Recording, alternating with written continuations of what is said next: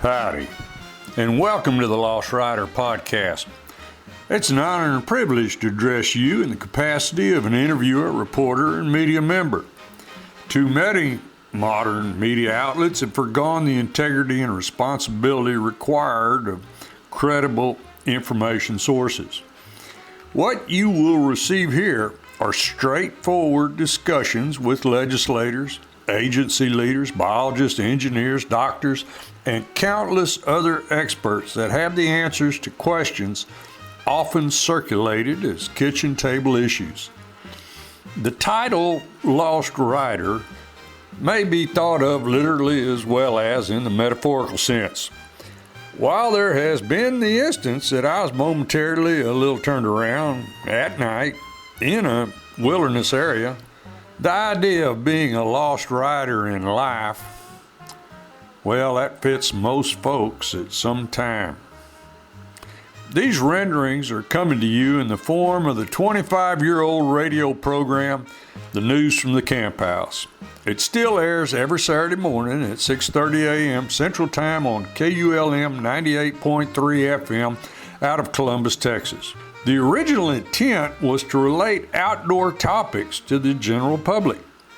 Immediately, it was found that all issues are relatable to the outdoors and that people are people. They all play a role and they all have a vested interest. It's this program's desire to answer common questions about how the world works, how it will operate in the future, and what's the holdup. So please listen, enjoy, and never hesitate to contact us with more questions and feedback. Good morning and welcome to this weekend's edition of News from the Camp House, listed and posted Texas Sportsman Association. This is Herman Brune, and this weekend's edition is also brought to us by the Shaw's Bend Social Club, country club folks who don't have a country club. All right, I'll tell you what, last week's program went so well, we got Chris Parish again this morning. He is the head dog CEO, president, main man in charge of the Peregrine Fund. Peregrines, that's those little falcon hawks. Anyway, that's what we're going to talk about this week. Last week we were all about lead bullets and what they have been finding and what their studies showed, and that those studies were taken and misused by the anti-hunting crowd, and they don't like being in that position. But they do a lot of work with raptors. And okay, Chris, you're from Boise, Idaho, but you have also done a lot of work in far south Texas. Yes, sir. One of our oldest programs is the Aplomado Falcon program. And the Aplomado Falcon is one of the smaller falcon species in North America. Totally different type of feeding behavior, different habitat that they live in. But I wanted to call you back, though, for a minute to the Peregrine Falcon. Yeah. Did you know that is the fastest clocked organism on the earth? Over 200 miles per hour they can fly. Yeah. And we almost lost them. That's why we're called the Peregrine Fund, but now we work all over the world. Okay. But the Aplomado Falcon, to get back to where you took us there, the Aplomado Falcon was basically almost extinct in the 50s. And so people were looking at them because they're doing great down south in Mexico. Okay. But they weren't doing so great where they had been documented in, prior to the 50s. So they started looking at it, and it turns out that Aplomado Falcon is a grassland species. Okay. Which is kind of interesting because we like grass, don't we? It grows that beef that we love to eat. Right. Well, we started looking at it, and they were losing habitat to brush encroachment.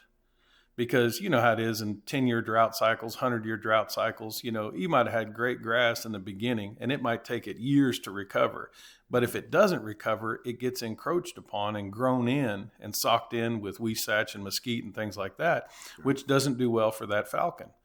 And we also didn't have their primary nesting substrate. What they like to build their house in was the yucca tree, or the yucca plants. Yeah.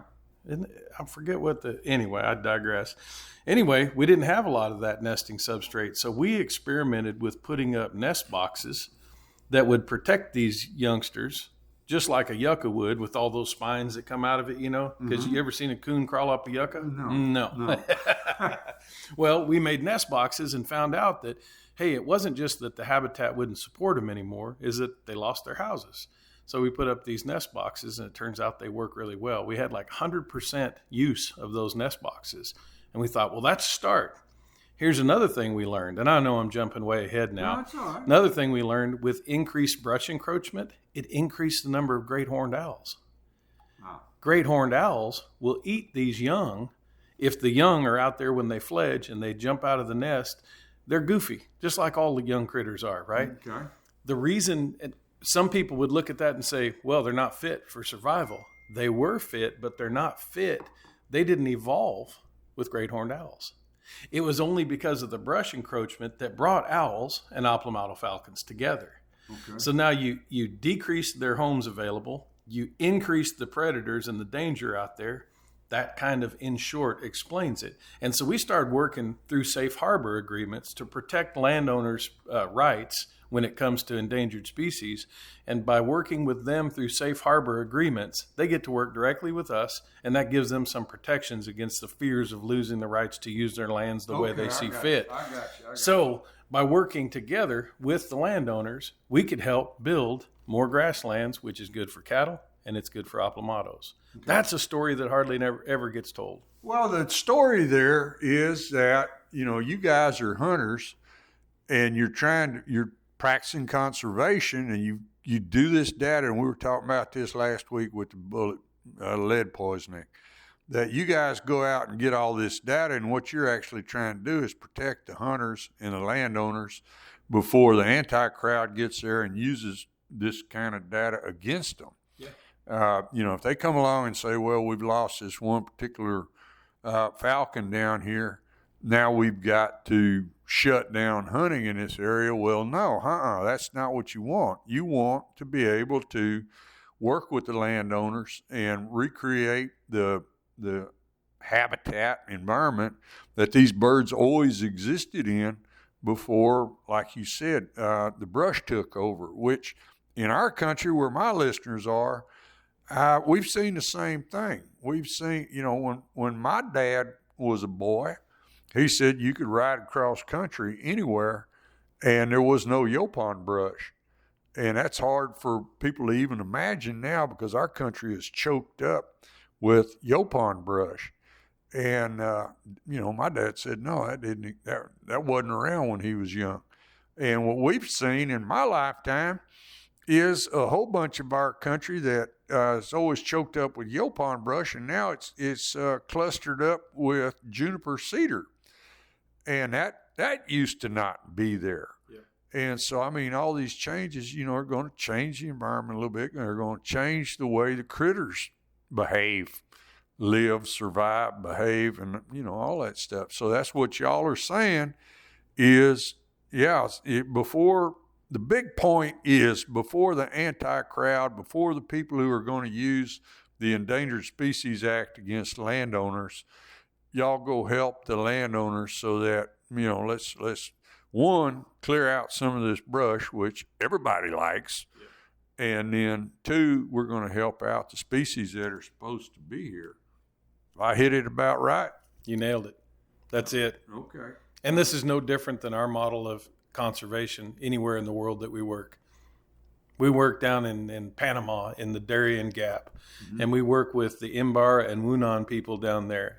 This is literally, imagine me, 300-pound biologist in a dugout canoe, going in with the tides. I had to get out and walk because everybody else in the boat I was the heaviest one, right? So we push these canoes up in there, and we meet these people, and we find out that they've gone through transitions as well. Although they live more similarly to the way they lived 100 years ago than we do, they also thought, oh, wow, if you burn this, then it's great for cattle. But how many years is it great for cattle? And then what happens to the rest of the biotic community that used to live in that forest, that jungle? And so we're helping them while learning from them, helping them understand, hey, there's this bird down here called the harpy eagle. Now, if you've ever seen a harpy eagle, you talk about something that captures the imagination of science fiction movies. This is an eagle that's rear hallux, that rear talon, is as big as a grizzly bear. talon. Claw. Right, Got to get my species right. So they eat small primates, these big eagles. It is something, right? So we're studying those birds, and we know they're not doing well on the edges of their habitat either. And so we get down there and work with these folks, and we're helping them to produce shade-grown coffee as an industry and help them reforest those areas that have been all slashed and burned. So they still have a source of income, and some of them that show interest that work for us, helping us monitor these birds, we'll support them in their education. We'll ship them off to school and support their education. They become tomorrow's leaders in conservation and community leaders because we've helped them with their education and they've helped us studying these birds. So what you're doing is you're inserting shared knowledge in a way that's benefiting not just the birds that we came to study, right, but also the local communities. And I don't care where you go in the world, there's a problem in the environment that we hear on the news, humans caused it. Well, you know what else humans are responsible for? And we do, and we have examples of? We solve problems like that with science. And then we mount up and we dedicate ourselves to programs that are win-win for wildlife and people. And you know what? The results of that is what I want my grandchildren to be experienced. All right. Yes, exactly. And that again, this is, okay, it's almost as far away from it as you can get, but this is still, I'm going to use the example of, and we're talking about trying to leave something for kids and leave them an educated path to follow. And we're talking about North American wildlife conservation model. And that's something that we both agree on. And, we're playing around out here on the edges with science, but that's how this model works. That's right. You have to have an understanding, and the way I explain that model for wildlife management is when you start fishing as a young person, usually it's because granddad or mom or dad showed you how to do it when you were a youngin'. But as you develop in your knowledge of the different species, the different habitats, the different types of baits, what happens? Your tackle box grows. That is science, is our tackle box. That is our understanding, both our experience and the tools that we use to have success, to catch fish. Well, as you grow through any one of these traditions, notice I didn't call it a sport. I played sport. That's football. That was a sport. These traditions, as you grow through your understanding and your increased knowledge, you get better and better. You're rewarded when you catch that fish. North American model of wildlife management is the same, in my opinion. And that means that the more we learn, it doesn't tell you all the answers. The more you know, the more you can apply and you can avoid undesirable outcomes. Okay. All right. 300 pounds. Damn, I didn't know he's that big. All right. Okay, I tell you what, let's take a quick break and thank the folks who let us come on here every Saturday morning. We'll be right back. Thank goodness for all the great sponsors we have here at News from the Camp House. HEB Food Stores. That's Stephen Tice at HEB. He helps me. He helps the community. He's a great man.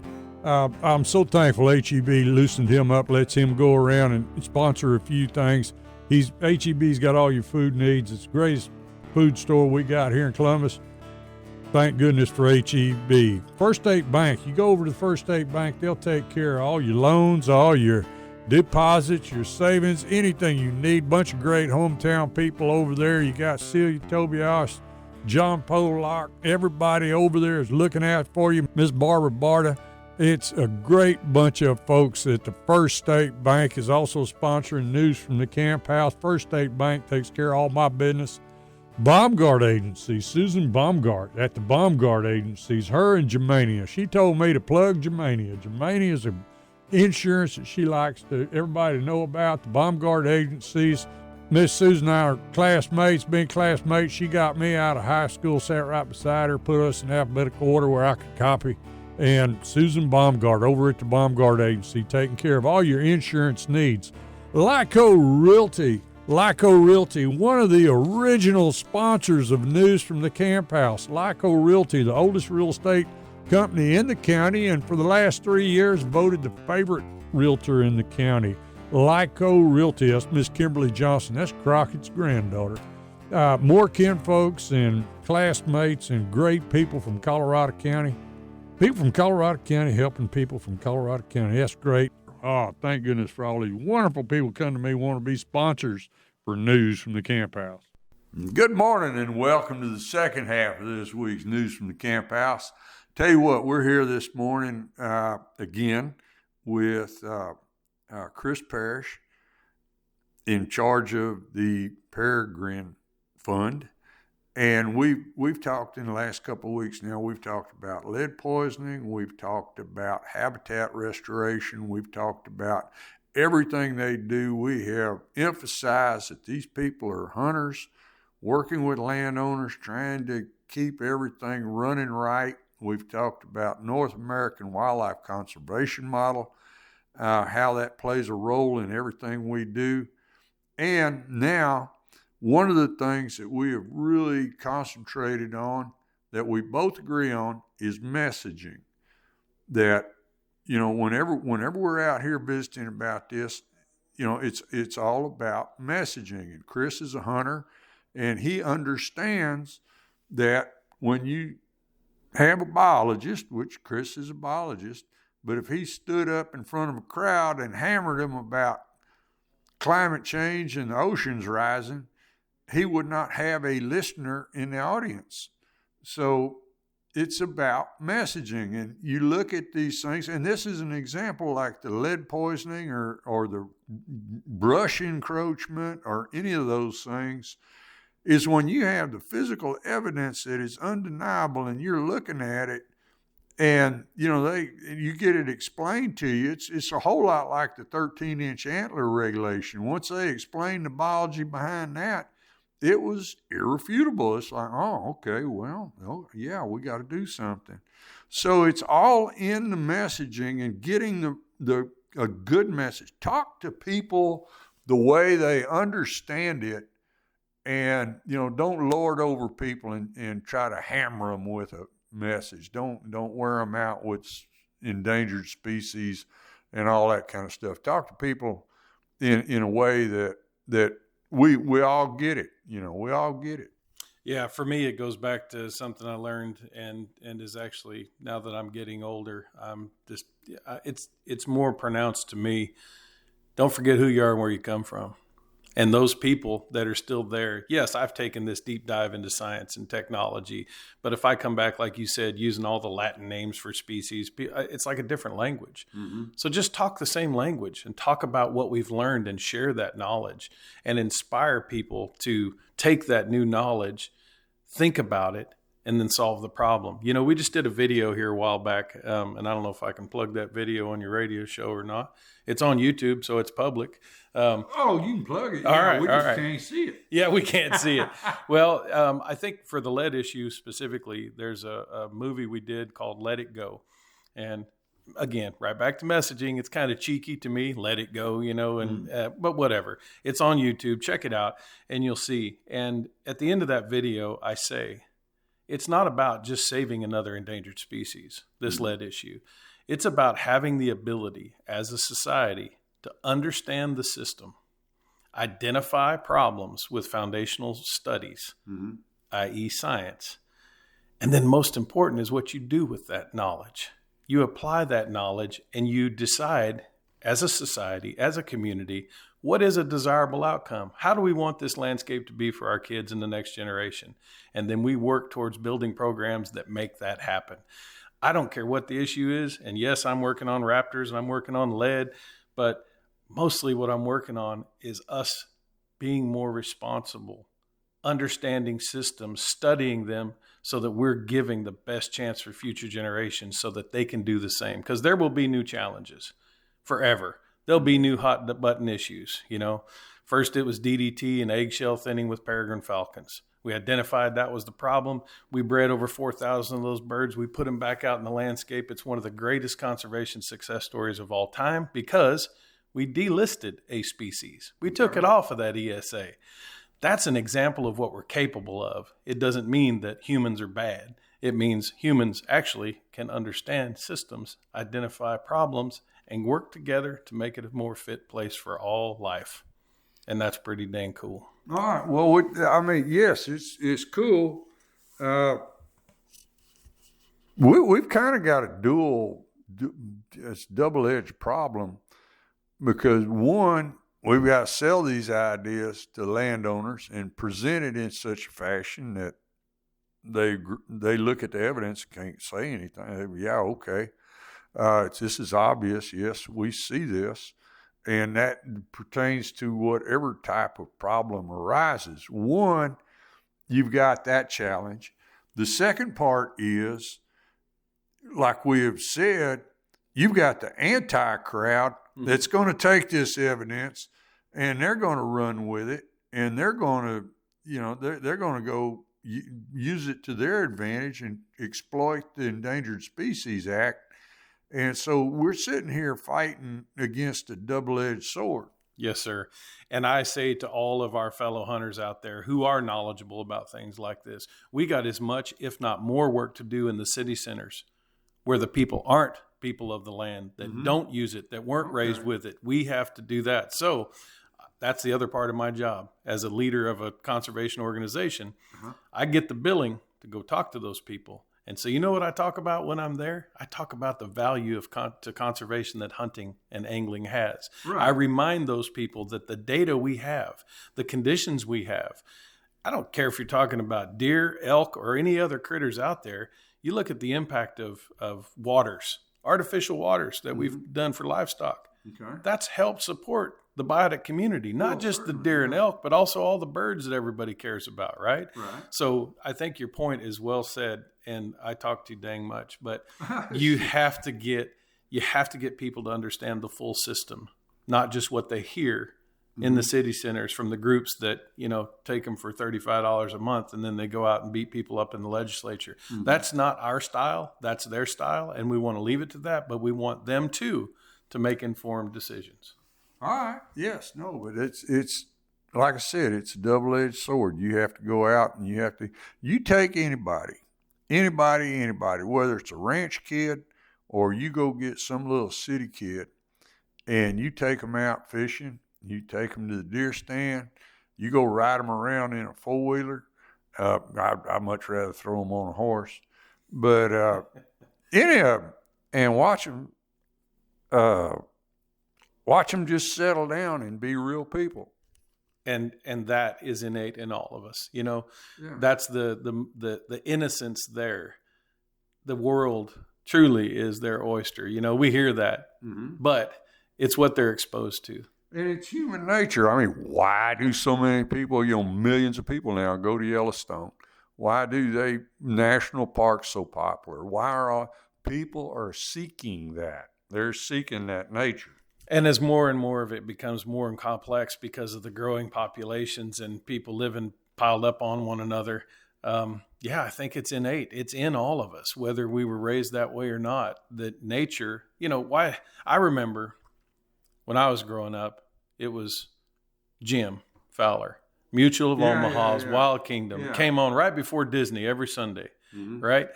And I saw that, and that's how I saw the world of Africa, of all these foreign places. And that re-inspired me to, when I'm out there walking with my 22 at the riverbed and I'm shooting rabbits or whatever, I was thinking, man, this is my wild, right? This is I can do this. And that's what drove me to become a wildlife biologist. I wanted to have those experiences and be exposed to those things. But now, you know what I want to do as I get older? I want to get out there with my 22 and go walk around the river bottom again. Yeah. So you give that to kids, hunting, fishing, riding around a four-wheeler or on a horseback. Just get them outside. Yeah, that will be a part of the fabric that they use and the knowledge they use to make decisions. Right. So that's where marketing comes in. And, in conservation. Marketing and messaging. And the messenger. Yes. Yeah, you got it. Yes, that's tough. Yeah, we just cut out a big job for ourselves again. But it's everybody's job, I think, and especially, my little rural radio show. I mean, I think everybody in these areas, they know that. They inherently know it. They inherently just do it. I know Little League's a big deal, but so is hunting and fishing. And I know that there's a lot of these parents that get their kids in the outdoors. They'll get them to the coast. They'll get them on the river. They'll get them to a deer stand, and it's inherent to some of these kids. It's a great thing about growing up rural, and we're doing everything we can to get the urban kids out. Absolutely. And that's why I think you see in game and fish agencies, we work with more and more all across the nation. And it's funny when we go in there, they say, okay, now for us, it's really unique here. It's not unique. People are people. And when you show a kid, when they see that bobber go down and they've got a cricket or a red worm or whatever hanging off the end of it, and they see that bottom go down, that bobber go down, every one of them responds the same way. I don't care if they've ever heard of fishing, knew of fishing, or were anglers themselves. It inspires something in them, and we need to retain that and grow that and continue to feed that so that we as a society can make really good informed decisions and have outcomes that we do like, not the worst case scenarios, which is all you hear on the news. Right. Before we run out of time, I want to hit one more thing real quick, and that's that you guys hunt with those falcons. Oh, yeah. Falconry is one of the oldest forms of hunting documented in the history books. It goes way back. And yes, I go hawking. We call it hawking, even though it's with falcons. Some of it was falcons. Sometimes it's hawks. Okay. We go out and we have bird dogs. So just like you would with shotgunning, and you go out and you see that bird get on point, and then the falconer takes the hood off of that falcon, usually puts a transmitter on it because we're, in that age where we can have technology. Okay. And then that falcon, when you take that hood off, their eyes are everything. Once they see everything, you see them shake their feathers, and it's called a rouse, and you see the down come off their feathers. Well, when they shake like that, they're getting all those feathers put into the right spot. Right. And then they alight. They take off, and they go and they power, flap. Wait a minute. How they go? You can hear it. Right? And they call it ringing up. This falcon goes in a circle, and they'll sometimes go and grab a thermal, because they can see those thermals. They'll go to that thermal, and they'll get up high. And they know because they are in tune with the falconer and the dog. They know it's game time when that hood comes off. It's like after the national anthem, you put that helmet on and go kick off. And they get up high. And then the falconer will walk in and flush whatever game that they're hunting, that dog has pointed. And that grouse comes off the landscape and starts burning out there. And then it's, how sharp-tailed grouse sound when they scare you when you don't. Yes. And they fly out. Here comes that falcon in a stoop, 140, 160 miles an hour. Sounds like a 90-mile-an-hour fastball. And they hit that, and that's a form of hunting. Sure. And we were founded, the Peregrine Fund was founded by falconers. And the techniques of falconry we use in everyday conservation. It's our knowledge of that species. But you know what we learned from that species? A hawk or a falcon, a predator that lives out there in the wild, is the best example of the quintessential hunter you ever seen. Why? Because they're hunting for a living, just like we used to. Right. And some people do still today. Don't get me wrong. There's subsistence hunting out there. But yeah, that whole process of people say, oh, I want to become a falconer. I said, well, careful. It's kind of like bird dogs. They're great if you use them. Yeah. But if you don't, you know what you'll hear out there in the landscape? People yelling at their dogs. And that doesn't happen. With falconry, it's year round. You've got to feed that bird every day. Yeah. And during the hunting season, you've got to fly that bird every day. So falconry is a beautiful relationship to a predator, managed by a predator, us, a bird dog, and the game species. Right. And then after that flight, it's done. You have to reward that bird for a flight and feed it if it doesn't catch anything, and then it's over. So then we put the falcons up and we go get fishing rods, or we go, Sure. All right. Falcon. All right, Chris, we're out of time this morning, but I sure appreciate you being with us. I appreciate being here. Thank you so much. And y'all look up our website at Peregrine Fund. And also on our campus is the Archives of Falconry. If you're ever up in Boise, Idaho, come see us. We have a visitor center. We have the Archives of Falconry. And get on those websites and you can see the history of falconry and how it led to modern day conservation. All right. Thanks, sir. Folks, hope you enjoyed it this morning. Got a lot of good information, good listening. I hope everybody learned something. Tell you what, this weekend's edition was also brought to us by Shaw's Bend Social Club, country club folks who don't have a country club. Now, go out, enjoy it, have it a big weekend, have lots of fun, be safe, and y'all just remember, pretty much any day is sure a good day to be out in the woods.